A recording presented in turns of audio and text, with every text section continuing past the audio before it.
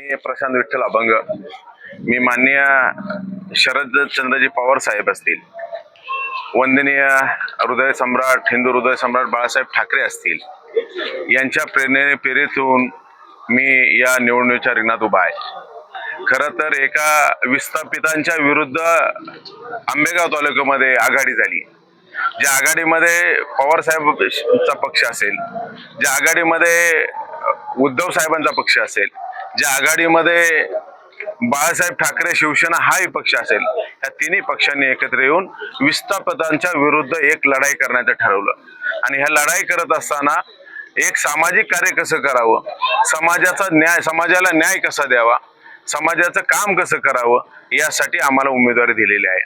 मी तुम्हाला सर्वांना एकच आव्हान करतो, मी जास्त काही आनाबाका घेणारा माणूस नाही, मी जास्त काही आश्वासनं देणारा माणूस नाही, परंतु काम करणारा माणूस आहे. मी केलेलं काम इथून पाठीमागचं तुम्हाला माहित आहे. इथून पुढच्या काळामध्ये तुम्ही मला संधी द्याल अशी मी तुम्हाला सर्वांना विनंती करतो.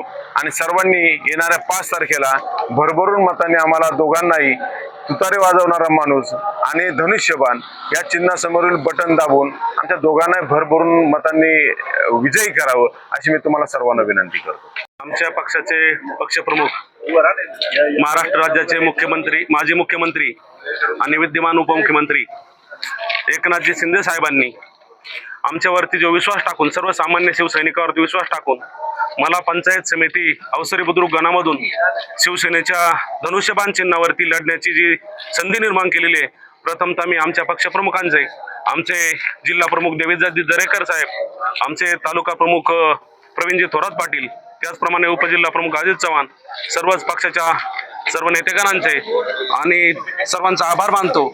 आणि ज्या तिन्ही पक्षांची या ठिकाणी युती आघाडी झालेली आहे, शरदचंद्र पवार पक्ष आणि उद्धव बाळासाहेब ठाकरे शिवसेना आणि आमची शिवसेना, अशा तिन्ही पक्षांची या ठिकाणी युती झालेली आहे, आघाडी झालेली आहे.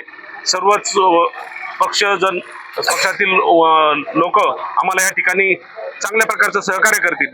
मला या ठिकाणी निवडून दिल्यानंतर पंचायत समितीच्या माध्यमातून ज्या पंचायत समितीच्या विविध योजना असतात, ज्या सर्वसामान्यांच्या साठी राबवल्या जातात, त्या सर्व योजना सर्वसामान्यांपर्यंत पोहोचवण्याचं काम निश्चित प्रकारे मी या ठिकाणी करणार आहे. ज्या आतापर्यंतच्या ज्या विविध लाभाच्या योजना आहेत, वैयक्तिक लाभाच्या योजना आहेत, त्या फक्त त्यांच्याच वैयक्तिक लाभाच्या योजना त्यांच्याच बगलबच्च्यांच्या, विरोधकांच्या बगलबच्च्यांच्या ठिकाणी राबवल्या जात होत्या. तसं न करता सर्वसामान्यांसाठी मी काम करणार आहे आणि सर्वसामान्य सर्व शेतकऱ्यांना एक मानबिंदू मानून त्यांच्यापर्यंत योजना पोहोचवण्याचं काम या पुढील काळामध्ये करणार आहे.